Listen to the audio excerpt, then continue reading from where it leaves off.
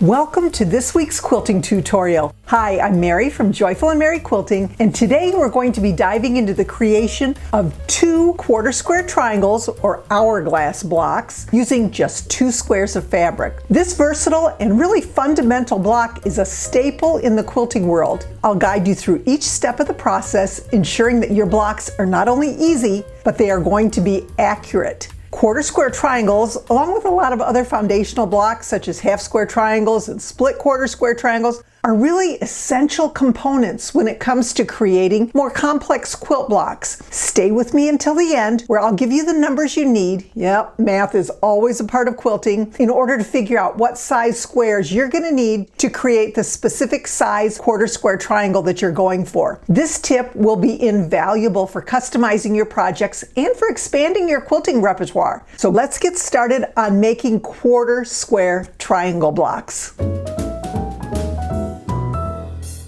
So here are the 2 quarter square triangle blocks that we're going to be making. Why are they called quarter square triangles? Because that's exactly what they are.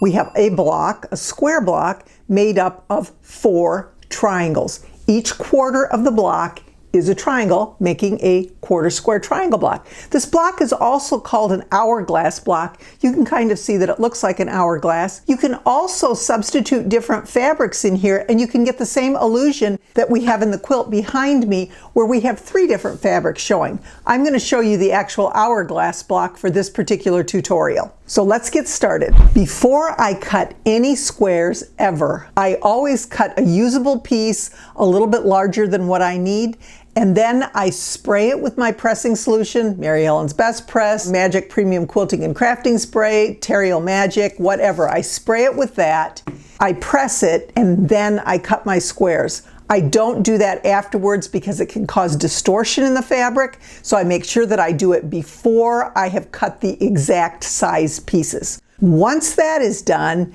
then I will cut 2 5.5-inch squares from these 2 fabrics. So we are going to begin with 2 5.5-inch squares. We have a light square and a dark square. The first thing we're going to do is we're going to take the light square and we are going to turn wrong side up. So this is actually a tone on tone. It's kind of hard to see, but this is the wrong side of the fabric. And we are going to take our pencil, I'm just using a mechanical pencil, and we're going to draw a diagonal line from corner to corner. Now I like to start in the middle and then I draw out, just because sometimes there's a little bit of drag when it comes to using the pencil, and this way I don't pull my fabric towards me. Now that I have this line drawn, I need to draw a sewing line. This is our cutting line right here. I need a sewing line on this side and on this side of that diagonal corner to corner line. I don't want to place the dashed 1/4-inch marking of my ruler directly on that corner to corner line, because I need to give myself a little bit of wiggle room when I'm trimming up everything. So what I'm going to do is I'm going to actually place my dashed 1/4-inch line just to the left of the drawn corner to corner line. So you can see actually there's a tiny bit of space between the pencil line and the dashed line. That means my seam line is a little bit thinner than normal, but that's okay. I'm going to do the same thing. I'm going to mark that line. I'm going to flip my square over and I'm going to mark another line on this side doing the same thing. I want to put that dashed line just to the left of my diagonal pencil line, my corner to corner line, so that I can see a little bit in between those 2 lines. And now I have those lines drawn. These will not show. These are our sewing lines and our cutting line. So once we've done that, now we are going to place these 2 right sides together. As you can see, they're rather large squares, so I'm going to actually put a pin on each side just to hold these squares in place when I sew. I am going to then take this over to my sewing machine. I'm going to sew down right on this pencil line. I'm going to flip it over and I'm going to come back in this direction and sew right along the pencil line. Then I'm going to set the seam, and all that means is once I have drawn and sewn those lines, I'm going to place my iron on top of that to make those threads actually a part of my fabric. It just works to help things lay a little bit flatter. So go ahead and sew from here to here, flip it around, sew from here to here, and set your seam. So now we have done that. I've sewn, as you can see, right on that pencil line. I can take my pins out, and then I'm going to cut right on that cutting line. That's the corner to corner pencil line. So I'm going to cut. And this is going to give me 2 half square triangles, large ones, but 2. Now I'm going to press these toward the dark so that I can then make our quarter square triangles or our hourglass blocks. So this is a half square triangle. What does that mean? Half of the square is a triangle. The other half of the square is a triangle. So go ahead and press those in this direction. So now I have my 2 half square triangles. I have pressed them in the direction of the dark fabric, and now I have to mark the top one just like I marked the previous square. So I'm going to turn this one over. Doesn't matter which one, they both are exactly the same. And I want to make sure that my seam is laying horizontally. Then I'll place my ruler corner to corner. One thing that you can do to check is you want to make sure that a line on your ruler lines up with that seam, just so that you're not doing this and you're sewing a crooked line. The second check is point to point. Hopefully that will match up, but it's more important that this matches up right here. And this line then you will draw just like you did before, from the center, out, center, out. Then I'm going to, same thing as I did before, I'm going to draw, that's my cutting line, I'm going to draw my sewing lines. So I'm placing that 1/4 inch marking of my ruler just to the left of that corner to corner pencil line, drawing again, flipping it over, and doing the same thing. My 1/4 inch marking on my ruler is just to the left of the pencil line, that corner to corner pencil line, and I'm going to draw again 2 seam lines. Now we need to nest these 2 seams together. They have both been pressed toward the dark fabric, so that makes it for very easy nesting. You're going to have to just feel it. You can tell when they are right next to each other. We want to make sure that when we put these together that we don't have any space in between. That's what's going to make our intersection. So I'm going to take my pin, just like we do on any other seam, and I'm going to diagonally pin it right there.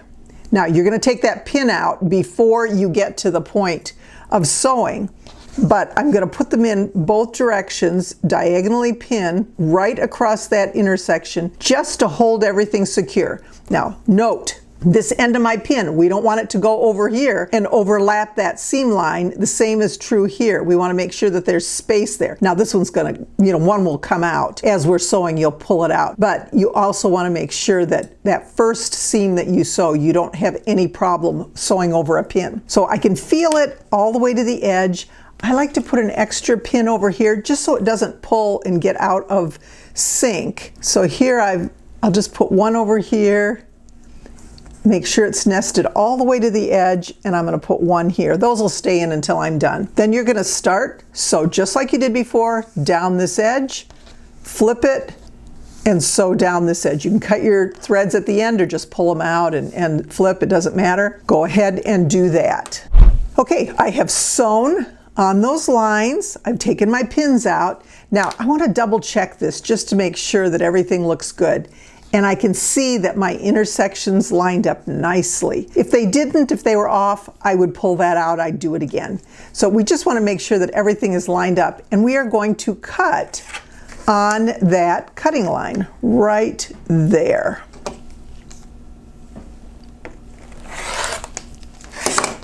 Again, we've already checked it, so we know that everything lines up right. Don't open it. What we're going to do is trim our triangles. We want to make sure that you can open them up, press them, and then trim them just using your regular ruler. But I have found that the slotted trimmer, it's called Clearly Perfect Slotted Trimmer, works really well doing this. You don't even open this up yet. You line up all of your sewing lines according to the markings on the ruler, and then you trim. It even trims your corners for you, and I really recommend this when you're doing anything like this. The block lock ruler works well when I'm doing half square triangles, but when I have all these additional seams in here, I really like the way I don't have to open anything up and I can just trim. Now I'm looking for, since this is going to be a 4.5 inch quarter square triangle, I'm looking for that dashed line, which is the sewing line that says 4.5 inches. So I'm going to place that dashed line right on my sewing line, And then that center line is going to be right down the center sewing line. So once we've lined everything up, we are going to cut along both edges.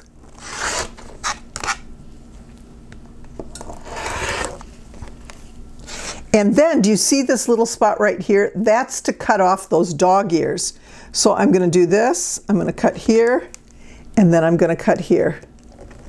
And this is amazing. I love this tool, and it just makes life so much easier. So when I open this up, look at that. It does not get any more perfect than that. Here we have our quarter square triangle. It is absolutely perfect. You can press it in either direction, it doesn't matter. Once I have pressed them, I am finished. Here are those quarter square triangles, a perfect block. They're used for all sorts of things, and I really love the way that they come out using those particular tools.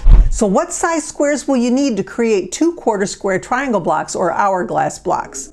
You need 2 squares of fabric that are cut 1 inch larger than the unfinished size of your quarter square triangle block. So in the tutorial, we created a 4.5 inch unfinished quarter square triangle. That's what these are, 4.5 inches. So we cut those initial 2 squares 1 inch larger, or 5.5 inches. You have 1 dark, 1 light. So if your unfinished size is 3.5, you're going to cut your squares 4.5 inches.